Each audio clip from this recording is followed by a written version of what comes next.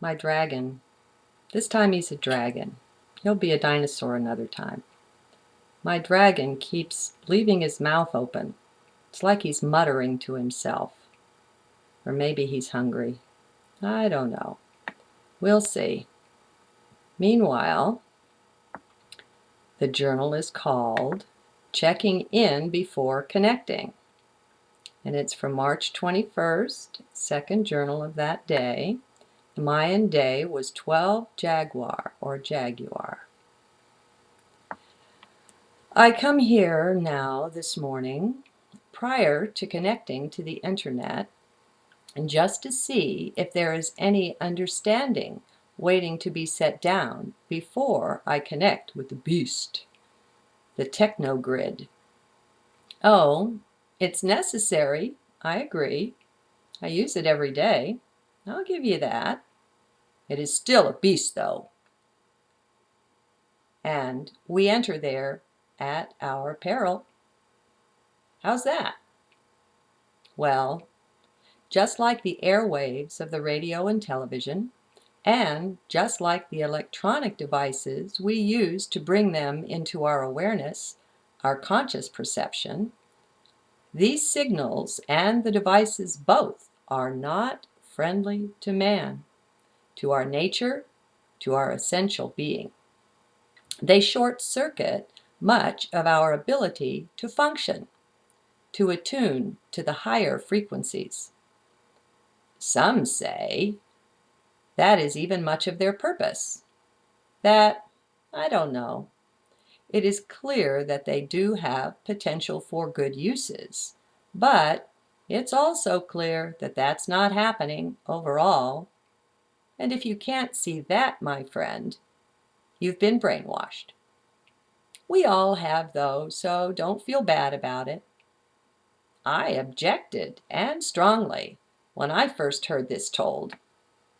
I ignored much of the talk about it, too, because it spoke of conspiracies and bad guys and evil intentions and the like. I just wasn't interested in wandering around mentally in that goo. Then, one day I was reading an author I highly respected, and never before had I heard this stuff put in such clear and such cautionary terms. It came right out and said that our electronics and technology out and out harm us. That took me aback.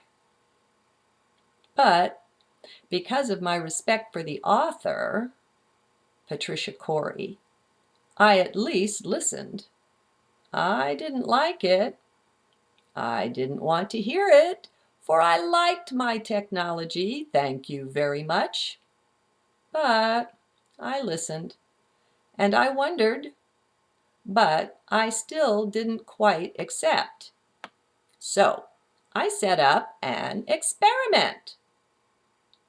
What was suggested was that even the microwave, and even just to have it plugged in, much less on, along with the television, were the worst. Radio was included, and cell phones, and the internet, especially wireless. Even cordless phones fit the bill. Yikes! So, for my experiment, I unplugged from as much of it as I could. I unplugged both microwave and television. You know, those little lights or those little clocks that are on when they're supposedly off tell you something. I quit listening to radio, took the battery out of my cell phone, except to use it, and switched out my home phone to a corded version, putting the cordless one away. As you see, I was bound and determined to test out the veracity of this claim that these were harmful in some way. For a month, I determined I would go without the lot of them, as much as I could. You may have noticed I didn't include the internet or my wireless laptop in that lot. Those seem to me just too much to leave off of. I added a new routine or ritual, though, to my internet usage. Each time I logged on to it, before I did so, I set my intention to be surrounded in light. Further, I offered an invocation that sent strings of white light through the network and to all the computers with which I would connect. I invoked angelic supervision and protection too, of both me and this process. Oh my God, that's all. Oh my God is all I can say about what I discovered in my experiment. First of all, I swear to you, my IQ went up 10 or 20 points. My thinking was much clearer. It's as simple as that. I'd been studying also the work of Eckhart Tolle, seeking to practice his very simple teaching of presence, of just being present. Wow, was this much easier now, without the electronic miasma, the interference, the buzz. The other thing that was so apparent was the sense of abiding peace I had. Ah. It wasn't something I had to invoke either. It was just there. This was really beneficial, of course, and pleasant. What it did for my meditations was really super as well, for it felt as if, when I started, I was already halfway there, if you get what I mean. It was priceless.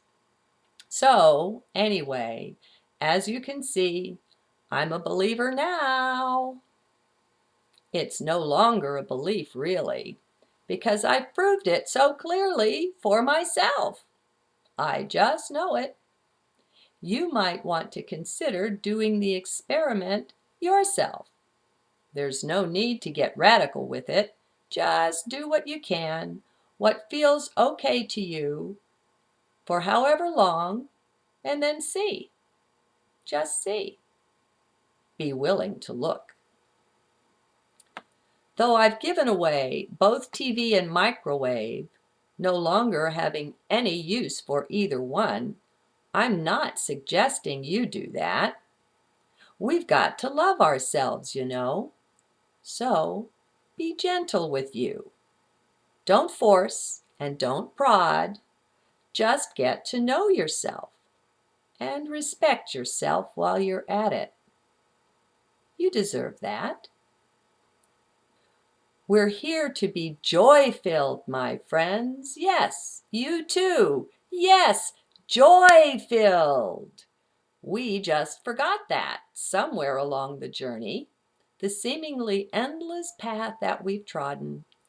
Somewhere along there, we bought into the lie that we're mere nothings, just biological soup. Blub, blub, blub, blub, blub. Well, what right does biological soup have to happiness? Ha! So, may I suggest we be aware, be more present with our self-talk within, being the observer of all that's being said? By doing so, we will begin to make contact to perceive our beliefs. We will begin to be able to see them, to back away and just watch, just observe them in action. It's a very fruitful path. Until next time then, bye-bye.